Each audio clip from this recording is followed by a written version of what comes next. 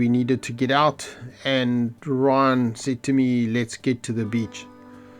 So we packed the families up early and jumped in the FJs and went down to the beach. Sand was relatively hard, sun was shining for a change. Quite a lot of people on the beach, walkers, horses and other vehicles. But we just drove along, filmed a bit. As you know from the previous videos, I'd bought a GoPro 10 and initially it had some issues. And I downloaded the latest software, and once that was installed, it looked like most of the issues went away. So we just thought it would be a perfect opportunity to test the horizon leveling. I mean, that was the reason I bought the camera. So we just stuck it on the back of Ryan's car and on the front of mine, and we tried different things, and yeah, it seems to work very nicely. Anyway, if you like videos like this, we'd really appreciate it if you would subscribe, click the little like button, and we just hope you enjoy the day driving on the beach with us. So I hope to see you on the beach soon.